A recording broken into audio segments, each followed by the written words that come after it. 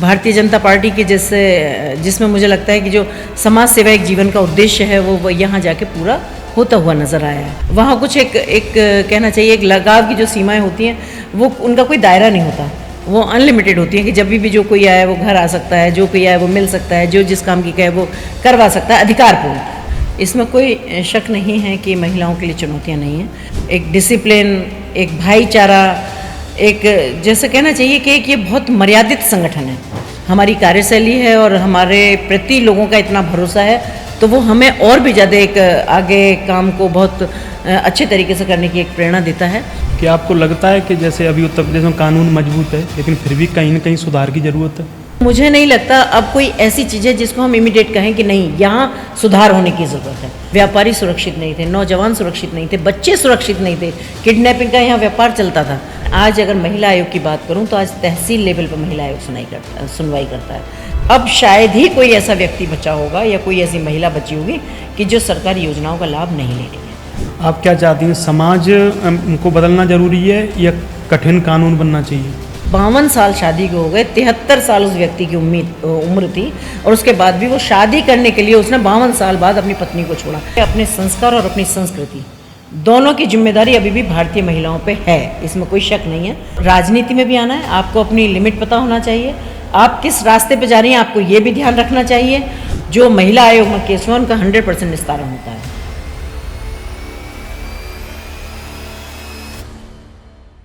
नमस्कार। उत्तर प्रदेश की सत्ता, सरोकार और समाज को जोड़े सबसे बड़े मंच पर आप सभी का स्वागत है।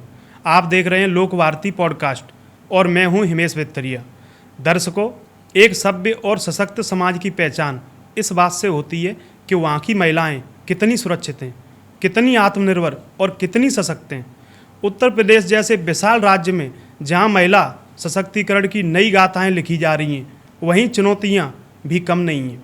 और जब बात इन चुनौतियों से सीधे टकराने की आती है तो नेतृत्व भी उतना ही मजबूत होना चाहिए। आज हमारे स्टूडियो में एक ऐसी ही बेहद खास और कद्दावर शख्सियत मौजूद है जिन्होंने लंबे समय तक सामाजिक और राजनीतिक जमीन पर संघर्ष किया है, जनता के सुख दुख को करीब से देखा है और आज उत्तर प्रदेश की करोड़ों महिलाओं के अधिकारों, उनके सम्मान और उनकी सुरक्षा के सबसे बड़े प्रहरी के रूप में कार्य कर रही हैं। हमारे साथ मंच पर मौजूद हैं उत्तर प्रदेश राज्य महिला आयोग की अध्यक्ष डॉक्टर बबीता चौहान जी। डॉक्टर साहब, आपका बहुत बहुत स्वागत है लोकवार्ती पॉडकास्ट पर। सबसे पहला सवाल, आपके राजनीतिक सफ़र की शुरुआत कैसे हुई? देखिए, अगर मैं राजनीतिक सफ़र की बात करूं तो ये 2013 की बात है। पहले भी लोगों ने तो बहुत कहा राजनीति, क्योंकि हमारी फैमिली बैकग्राउंड चाहे वो ससुराल से है चाहे वो मायके से है, दोनों ही फैमिली बैकग्राउंड ऐसी थी कि जो राजनीतिक इन्वॉल्वमेंट दोनों का था। पर अपने मन में नहीं था ऐसा कि राजनीति ज्वाइन करनी है, क्योंकि अपना था कि समाज के लिए ही समर्पित थे, बल्कि मैं और मेरे हस्बैंड दोनों ही। तो लेकिन कुछ 2013 में ऐसी सिचुएशन बनी कि ये हुआ कुछ हमारे बीजेपी के नेतृत्व ने भी ये चाहा कि भाई मैं भारतीय जनता पार्टी ज्वाइन करूं और मेरे को चुनाव लड़ना चाहिए मुझे। बस कुछ परिस्थितियां ऐसी बनी और कुछ ये भी था कि मुझे लगा कि ऐसी समाज सेवी पार्टी भी है भारतीय जनता पार्टी की जैसे जिसमें मुझे लगता है कि जो समाज सेवा एक जीवन का उद्देश्य है वो यहाँ जाके पूरा होता हुआ नज़र आया है। और मुझे लगा कि जब किसी राजनीतिक संगठन से आप जुड़ते हैं, राजनीतिक पार्टी से आप जुड़ते हैं, या राजनीतिक या कहना चाहिए कुछ सरकारी तंत्र आपके हाथ में होता है, कुछ ताकतें होती हैं, तो मुझे लगता है अगर सेवा का ही उद्देश्य है तो हमारे पास फिर बहुत सारी अपॉर्चुनिटी होती है जिससे हम लोगों को ज़्यादा से ज़्यादा उनकी मदद कर सकें। एक सामान्य कार्यकर्ता से लेके उत्तर प्रदेश राज्य महिला आयोग की अध्यक्ष बनने तक का सफ़र आपका कैसा रहा? बिल्कुल सही कहा आपने, क्योंकि मैंने जिस दिन से ज्वाइन किया है 2013 से लेकर और आज तक मैंने कभी पीछे मुड़ के नहीं देखा। और जो भी जो मुझे जिम्मेदारियां संगठन ने दी, क्योंकि मैं कहूँगी कि संगठन ने मुझे बहुत हमेशा मान और सम्मान दिया है, और लेकिन जितनी भी मुझे जिम्मेदारियां मिली हैं मुझे लगता है कि उसमें मेरे इतने अच्छे एफर्ट्स रहे हैं कि कहूँगी, लोग कहते हैं 100%, पर मैं कहती हूँ अगर 100 से भी ज़्यादा कुछ हो सकता है तो उतना प्रतिशत मैंने इस राजनीतिक क्षेत्र में आने के बाद दिया। इतनी मेहनत मैंने की है इसमें, तो निश्चित रूप से मैं सेटिस्फाई हूँ कि मैंने जो काम किया है वो बहुत अच्छा काम किया है। आगरा की बेटी होने के नाते अपने शहर से आपका भावनात्मक जुड़ाव कितना है? डेफ़िनेटली, क्योंकि आगरा में ही पढ़ी हूँ और बहुत टाइम आगरा में ही रहना मेरा हुआ है, तो निश्चित रूप से जो अपना शहर होता है वहाँ कुछ एक अलग से एक लगाव होता ही है। तो यहाँ अगर आज की डेट में भी मैं बात करूँ तो मुझे कभी ऐसा नहीं लगता, चाहे वो कोई भी व्यक्ति है, कि मैं कहीं एक सेकंड के लिए भी ये सोचूं कि नहीं भाई मुझे इसके लिए काम के लिए आगे बढ़ना है, करना है या नहीं करना है, या कहीं से भी कोई आया है या नहीं। किसी भी स्थिति में हूँ मैं तो लोगों से मैं उनके काम के लिए हाँ कर देती हूँ। कोई इसमें कोई मुझे ये नहीं है कि कोई प्रोटोकॉल का मुझे बहुत ध्यान रखना है या किसी चीज़ का। तो बहुत सारी चीज़ें ऐसी होती हैं जो अपना शहर होता है, जहाँ अपने लोग होते हैं, वहाँ कुछ एक कहना चाहिए एक लगाव की जो सीमाएँ होती हैं, वो उनका कोई दायरा नहीं होता, वो अनलिमिटेड होती हैं कि जब भी जो कोई आए वो घर आ सकता है, जो कोई आए वो मिल सकता है, जो जिस काम की कहे वो करवा सकता है अधिकारपूर्ण। और फिर वो मुझे भी अच्छा लगता है कि जब मैं अपने घर अपने शहर में अपने लोगों के काम आती हूँ तो जी। क्या राजनीति में महिलाओं के लिए आज भी चुनौतियां पुरुषों की तुलना में अधिक हैं? डेफिनेटली, बिल्कुल हैं। इसमें कोई शक नहीं है कि महिलाओं के लिए चुनौतियाँ नहीं हैं, क्योंकि देखिए मैं इसके लिए मैं यही कहना चाहूँगी, क्योंकि अभी महिलाएं निर्णायक भूमिका में नहीं हैं। जिस दिन महिलाएं निर्णायक भूमिका में आ जाएंगी, उस दिन शायद उनके लिए, चाहे वो परिवार की चुनौतियां हैं, चाहे वो राजनीतिक चुनौतियां हैं, चाहे वो सामाजिक चुनौतियां हैं, वो सभी कम हो जाएंगी। और जैसा आपने देखा कि माननीय प्रधानमंत्री जी लगातार इस कोशिश में लगे हुए हैं, वो 33% आरक्षण के थ्रू की राजनीतिक अगर चुनौतियों की बात की जाए तो, क्योंकि अगर 33% आरक्षण हो जाता, हालांकि होएगा अभी भी, पर जैसे उन्होंने प्रधानमंत्री जी ने कोशिश की थी, तो शायद महिलाएं निर्णायक भूमिका में होती और आगे उनके लिए चुनौतियां कुछ कम हो जाती। पर अभी क्योंकि नहीं है तो निश्चित रूप से कि अभी चुनौतियां हैं उनके सामने। भाजपा संगठन में काम करते हुए आपने सबसे बड़ा सबक क्या सीखा? नहीं देखिए, भाजपा संगठन की अगर बात करूं तो मैं जितनी तारीफ़ करूं उतना कम है, क्योंकि यहाँ एक डिसिप्लिन, एक भाईचारा, एक जैसे कहना चाहिए कि एक ये बहुत मर्यादित संगठन है, जिसमें काम करके कभी ऐसा नहीं लगता कि हम किसी संगठन या किसी पार्टी में या किसी गैर लोगों के साथ काम कर रहे हैं। इस संगठन में काम करने के साथ साथ एक परिवार वाली फील आती है। तो मैं हमेशा जब शुरू में मैंने ज्वाइन किया था तो मैं अपने घर आके कहती थी, तो मैं कहती थी, मैंने कहा यहाँ जाओ ना तो एक कंफर्टेबल जोन फील होता है। ऐसा नहीं लगता कि आप किसी अनजान लोगों के बीच में हैं या कहीं आपके साथ कुछ है, ऐसा अनकंफर्टेबल माहौल है। तो यहाँ जो है वो ये है कि एक बहुत ही पारिवारिक माहौल रहता है, बहुत ही एक अच्छा माहौल रहता है, सबके प्रति एक दूसरे का सम्मान है, सब एक दूसरे से स्नेह रखते हैं। तो मुझे लगता है कि बहुत अच्छा संगठन है, बहुत अच्छा माहौल है वहाँ। महिला आयोग की अध्यक्ष बनने के बाद में सबसे पहली प्राथमिकता आपकी क्या थी? निश्चित रूप से कि महिला आयोग का अध्यक्ष थी, तो मुझे लगता है कि महिलाओं की जो समस्या थी उनका निपटारा कैसे हो सकता है, महिलाओं की जो समस्याएं हैं उन समस्याओं से मैं उनको कैसे निजात दिला सकती हूँ। तो मेरी यही प्राथमिकता रही है कि महिलाओं को मैं चाहती थी, क्योंकि महिलाएं हैं और देश की आधी आबादी हैं, तो निश्चित रूप से मैं चाहती हूँ कि महिलाओं के चेहरे पे भी हंसी रहे। और महिला आयोग का यही दृढ़ संकल्प था कि हर महिला खुश रहे, स्वस्थ रहे, आत्मनिर्भर बने, शिक्षित बने और वो इस मुख्य धारा में अपने आप को कनेक्ट कर पाए। आज उत्तर प्रदेश में महिलाओं से जुड़े सबसे गंभीर मुद्दे कौन कौन से हैं? देखिए, अभी भी मैं कहूँगी कि इतना सुधार के बाद, इतना पढ़ने लिखने के बाद, इतनी जागरूकता होने के बाद, अगर अभी भी अगर ज़्यादा तादाद देखी जाए तो मुझे लगता है कि घरेलू हिंसा ही ज़्यादा है, क्योंकि अभी लोग समझने को तैयार नहीं हैं। अभी भी कुछ जगह ऐसी हैं ही जहाँ की शादी के बाद भी बहुओं को बहू ही समझा जाता है, वो बेटी नहीं बन पा रही हैं अभी, या उनके घरों में जगह नहीं ले पा रही हैं, जगह नहीं हो पा रही हैं, या जैसे अरेंज मैरिज होती है तो दोनों एक दूसरे को नहीं समझ रहे हैं, या जो भी है, मतलब अभी लेकिन घरेलू हिंसा बहुत है। कई महिलाएं शिकायत दर्ज कराने से डरती हैं, उनका भरोसा बढ़ाने के लिए क्या प्रयास? उसके लिए महिला आयोग है ना। आज मैं गर्व के साथ कह सकती हूँ, मैं बहुत प्राउड के साथ कहती हूँ कि जब से मैंने महिला आयोग की चेयर संभाली है, तब से आज घर में जो काम करने वाली औरतें होती हैं, जो झाड़ू पोंछा बर्तन करने वाली महिलाएं होती हैं, उनको भी आज पता है कि अगर वो महिला आयोग में जाएंगी तो उनको इंसाफ मिलेगा। महिला आयोग में उनकी बात को सुनवाई की जाएगी। दूसरा, हमारे यहाँ हर चीज़ में बहुत प्राइवेसी रखी जाती है, हम कभी भी किसी की कोई बात कभी ओपन नहीं करते। तो मुझे लगता है कि उनको, सारी महिलाओं को महिला आयोग पर भरोसा है, और जिसके लिए आप देख भी रहे हैं कि अगर उत्तर प्रदेश में आप कहीं भी चले जाएंगे, मैं तो हर जगह कई बार बहुत सरप्राइज़ होकर पूछती हूँ, मैंने कहा तुम्हें किसने बताया कि हम महिला आयोग जाना चाहिए या महिला आयोग में आपकी शिकायतें सुनी जाएंगी? तो कहती है मैम सब जानते हैं, हमें क्या बताने की ज़रूरत है। तो मैं तो ये कहूँगी कि ये शायद हमारी कार्यशैली है और हमारे प्रति लोगों का इतना भरोसा है, तो वो हमें और भी ज़्यादा एक आगे काम को बहुत अच्छे तरीके से करने की एक प्रेरणा देता है। तो मैं कहूँगी कि ये इसीलिए महिला आयोग है कि महिलाओं को एक डर से बाहर निकालें, उनके जीवन की जो प्रमुख बातें हैं उनको हम एक सीक्रेट तरीके से उसको सुने या रखें, या जो भी एक्शन है हम उस पर लें, और महिलाओं की पूरी सेफ्टी का ध्यान भी रखें। क्या आपको लगता है कि जैसे अभी उत्तर प्रदेश में कानून मजबूत है, लेकिन फिर भी कहीं न कहीं सुधार की ज़रूरत है? देखिए, अब इतना बिगड़ा हुआ जंगल राज था और कानून अगर सुधर रहा है तो ये तो कम बात नहीं है। और सुधार की बात की जाए तो मुझे लगता है कि कभी जीवन में कोई चीज़ कंप्लीट नहीं होती। कंप्लीट नहीं होती क्योंकि कहते हैं ना, अगर कंप्लीट हो गई कोई चीज़, अगर हमने कहा कि हम परफेक्ट हैं 100%, तो मुझे लगता है कि आगे का तो रास्ते सारे बंद हो जाते हैं। तो ऐसा नहीं है, लेकिन सुधार भी अनलिमिटेड है, क्योंकि मुझे नहीं लगता अब कोई ऐसी चीज़ है जिसको हम इमीडिएट कहें कि नहीं, यहाँ सुधार होने की ज़रूरत है।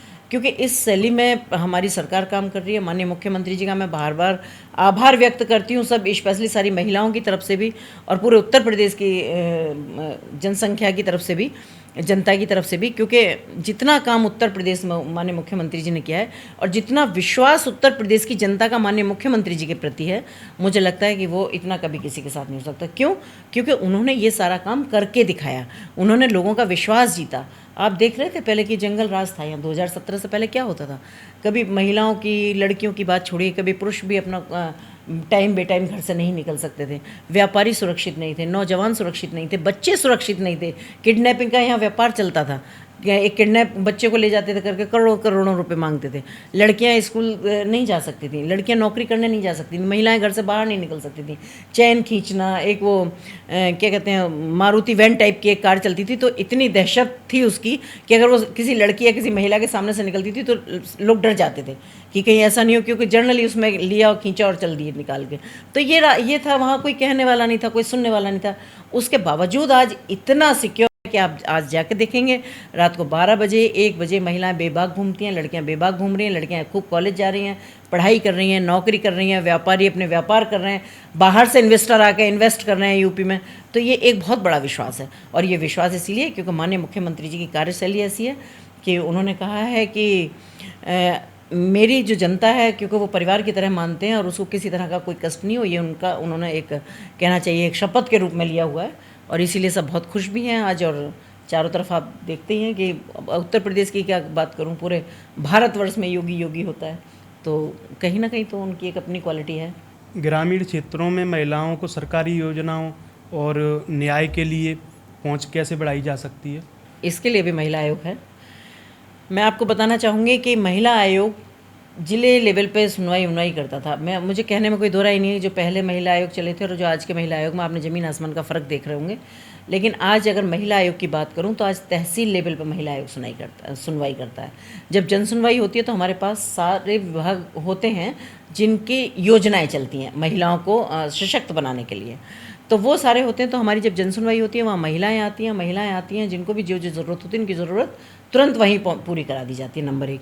नंबर 2 ये है कि अब माननीय मुख्यमंत्री जी के भी आदेश हैं कि जितने सरकारी विभाग हैं वो खुद जाके भी ब्लॉक लेवल पे कैंप लगाते हैं। और मुझे लगता है ब्लॉक लेवल पर, ग्राम पंचायत लेवल पर अगर कोई चीज़ होती है तो फिर नहीं लगता कि कोई आदमी बच पाएगा। तो इसलिए मुझे लगता है कि सरकारी योजनाएं जितनी हैं ज़्यादा से ज़्यादा लोगों के पास पहुंच रही हैं। अब शायद ही कोई ऐसा व्यक्ति बचा होगा या कोई ऐसी महिला बची होगी कि जो सरकारी योजनाओं का लाभ नहीं ले रही है, और नहीं ले रही है तो अब उन्हीं की नादानी से वो नहीं ले पा रहे होंगे। अदरवाइज़ पूरी सुविधा है, बहुत आराम से मिल रही है, बहुत अच्छी अपॉर्चुनिटी है और बहुत अच्छी लोगों के लिए पहुँच है कि वहाँ जाएँ और अपना सारी सुविधाओं का लाभ लें। अगर किसी महिला के साथ जैसे अन्याय होता है तो कानूनी पहला कदम क्या उठाना चाहिए महिला को? मुझे लगता है उसको तुरंत 112 पर फ़ोन करना चाहिए, है ना। आज इतनी सारी हमारी वो हैं, क्या कहते हैं, नंबर हैं जिसको इतना प्रचार प्रसार उनका किया जा रहा है। और बल्कि हमने भी आदेश ये किया था कि जितने भी ये नंबर हैं, जितने हेल्पलाइन नंबर हैं, इन सबको ब्लॉक लेवल पर और ऐसी कॉमन जगह, हर जगह होना चाहिए जहाँ हर महिला को पता हो। तो मुझे लगता है कि अब इतनी अच्छी चीज़ है कि विदिन, अगर आप 112 पे फ़ोन करते हैं तो 7-8 मिनट के अंदर उनको हेल्प मिल जाती है, वो कहीं किसी भी कोने में है। तो ये एक बहुत बड़ी, एक कहना चाहिए बहुत बड़ा सहारा है महिलाओं के लिए। जी, आज युवा लड़कियों को आत्मनिर्भर बनने के लिए क्या सलाह देंगे? बिल्कुल बहुत ज़रूरी है, क्योंकि महिला हैं, देश की आधी आबादी हैं। और जैसा कि हमारे प्रधानमंत्री जी सपना देखते हैं आत्मनिर्भर भारत, और हमारे मुख्यमंत्री जी देखते हैं आत्मनिर्भर उत्तर प्रदेश, सशक्त उत्तर प्रदेश।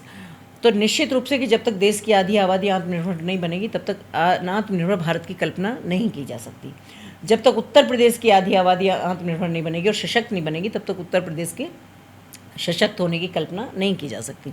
तो दोनों ही बहुत प्रयासरत हैं, उधर माननीय प्रधानमंत्री जी भी, उधर माननीय मुख्यमंत्री जी भी, कि कैसे उनको सशक्त बना जाए। तो मैं आपको ये बताना चाहूँगी कि सरकार की तरफ से भी आज इतनी योजनाएं हैं महिलाओं को आत्मनिर्भर बनाने के लिए कि अगर सीरियसली, और वैसे ले भी रही हैं सारी बच्चियाँ, उनको लाभ मिल भी रहे हैं और उनको आगे सारी योजनाएँ उनको सब पता है क्योंकि अच्छे से प्रचार प्रसार सब होता है। तो मुझे लगता है कि बहुत अच्छा कर रही हैं लड़कियाँ वैसे भी। आगरा की महिलाओं के लिए ऐसी कौन सी बदलाव है जिसे आप जल्द जल्द देखना चाहती हैं? देखिए, आगरा की महिलाओं की तो कहूँ तो आगरा की महिला या उत्तर प्रदेश की महिला हो या देश की महिला हो तो कोई अलग नहीं है, लेकिन फिर भी मैं ज़रूर ये कहना चाहूँगी कि थोड़ा सा और जागरूक बने। थोड़ा सा मैं कहती हूँ जो जागरूक हैं लेकिन वो बेसिक चीज़ों को नहीं समझना चाहती। मैंने एक जैसे बताया, एक बहुत अपर लेवल है और एक बहुत लो लेवल है। ठीक है, मिडिल क्लास है, उसको वो अपने अपने हाथ पैर सब मारते रहते हैं अपने सब कामों के लिए। तो जो अपर क्लास है उसके पास सारी सुविधाएं हैं, सब कुछ है, महिलाओं में हस्बैंड है, अच्छा कमाते हैं, अच्छा पैसा देते हैं, सब है, लेकिन उन चीज़ों को, उनको बेसिक चीज़ों से कोई मतलब नहीं है ना, कि कहाँ क्या हो रहा है क्या नहीं हो रहा है। जो बिल्कुल छोटा लेवल है उसके पास, उसको जानकारी है पर उसके पास शायद थोड़ी सुविधाएं नहीं हैं उनको करने के लिए। जो मिडिल क्लास है वो अपनी भाग दौड़ में इतने लगे हुए हैं। पर मैं ये कहना चाहती हूँ जो ऊपर वाले भी हैं कि उनको भी, कि मैं हमेशा कहती हूँ जहाँ भी मुझे लेडीज़ इकट्ठी मिलती हैं कहीं भी, मैंने कहा थोड़ा सा ना अपने खोल से बाहर निकलो, और बाहर निकलोगे थोड़ा समाज में थोड़ा इन्वॉल्वमेंट आप लोगों का होगा तो, क्योंकि आपके पास सुविधाएं, तो आप 4 लोगों को और थोड़ा उनको सुविधा दे सकते हो। तो मैं तो यही कहूँगी कि थोड़ा जागरूक बने, थोड़ा अपने आप को समाज से कनेक्ट करें, थोड़ा समाज के साथ मिल के चलें। हमें ये देखना चाहिए कि अगर हमारा साथ अगर कोई हमारी कमज़ोर महिला है, कोई कमज़ोर परिवार है, तो हम उसका सहारा कैसे बन सकते हैं। अरे सहारा आप ऐसे मत बनो, सहारा उसे सिर्फ इतना ही बना दो कि उसको सरकार से कनेक्ट करा दो, तो मुझे लगता है वही अपने आप बहुत बड़ा सहारा हो जाएगा। तो थोड़ा सा जागरूक बने, थोड़ा सा लोगों के साथ कनेक्ट हों, थोड़ा सा अपने साथ साथ दूसरों की भी थोड़ी सुविधाओं का ध्यान रखें, तो मुझे लगता है कि फिर कोई देर नहीं होगी कि जब महिलाएं को ये कह सकते हैं हम पूरी तरह जागरूक हैं। आप क्या चाहती हैं, समाज को बदलना ज़रूरी है या कठिन कानून बनना चाहिए? नहीं, देखिए, कानून की तो मुझे लगता है कि ज़रूरत नहीं है। क्यों नहीं है कानून की ज़रूरत? क्योंकि ये एक व्यक्तिगत मामला है, ये व्यक्तिगत सोच पे डिपेंड करता है। क्योंकि अगर मैं चाहूँगी तो मेरा मन है तो मैं घर से बाहर निकलूँगी, मेरा मन नहीं है तो मैं नहीं निकलूँगी। ठीक है, तो इसमें कोई कानून नहीं है। कानून कोई ऐसा नहीं बन सकता कि मुझे ज़बरदस्ती घर से बाहर निकालेगा। तो हर चीज़ के लिए भी कानून ज़रूरी नहीं है। कुछ चीज़ अपनी होती है, अपनी सोच भी होती है, अपनी कुछ ऐसी वो भी होती है कि अपनी एक कहना चाहिए सोच ही मैं कहूँगी कि सोच एक सबसे बड़ी चीज़ है कि अगर आप बड़ी सोच रखो, आप कुछ बदलाव की सोच रखोगे तो निश्चित रूप से बदलाव होगा। और जब हम ये सोच के बाहर निकलते हैं कि आज हमें कुछ बदलना है तो वो 100% बदलेगा। जब हम अच्छी सोच के लिए निकलते हैं, कहते हैं जब हम अच्छा सोचते हैं, अच्छा करते हैं तो ईश्वर भी साथ देता है। तो मुझे लगता है अच्छी सोच रखना चाहिए अपने लिए भी और अपने अपनों के लिए भी, तो फिर कुछ देर नहीं होती बदलाव। आपके कार्यकाल का ऐसा कोई लक्ष्य जिसे करके आपको संतुष्टि मिले? यस, देखिए, संतुष्टि तो मिलनी ही नहीं चाहिए मुझे वैसे तो, क्योंकि लेकिन मैं हर दिन के काम ऐसे करती हूँ कि जिसमें मुझे संतुष्टि मिलती है। आज भी मेरी आगरा में जन सुनवाई थी और मैं लगभग 93 मेरे पास केस थे, जिसमें से कुछ एप्लीकेशंस थी और 90 मेरे ख्याल से 72 के आसपास मैं केस सुनवाई करके आई हूँ। तो सेटिस्फेक्शन की बात तो ये सुनिए कि आज मेरे पास एक केस आया, उसमें था कि 52 इयर्स शादी को हो गए थे और शादी के बाद उनमें डिवोर्स होने वाली नौबत थी। डिवोर्स जैसा ही था, दोनों अलग अलग रहते थे और किस बात पे कि पति दूसरी शादी कर रहा था। अब सोचो कि 52 साल शादी को हो गए, 73 साल उस व्यक्ति की उम्र थी और उसके बाद भी वो शादी करने के लिए उसने 52 साल बाद अपनी पत्नी को छोड़ा। जिसके बड़े भी लड़के भी जो मेरे पास आए, 2 लड़के आए, 4 लड़के थे शायद उसके, जिसमें से वो लड़के भी कम से कम होंगे 50 साल के, 48-50 साल के, मतलब काफ़ी मेच्योर लड़के थे। तो जब मैंने उनसे लड़कों से पूछा, मैंने कहा तुम्हें शर्म नहीं आई कि तुम्हारा बाप शादी कर रहा है, तुम अपनी माँ को इन्फॉर्म कर रहे हो कि शादी कर रहा है वो, और उसका बाप उसको खर्चा नहीं दे रहा, वो अपनी एक किसी सहेली के यहाँ रह रही है, अच्छी खासी उसको पेंशन मिलती है। तो उसके बाद फिर जब मैंने उनको बुलाया तो उस आदमी को भी बुलाया, उसके बच्चों को भी बुलाया वहाँ, क्योंकि महिला मेरे पास शिकायत करने आई थी। तब फिर मैंने उनको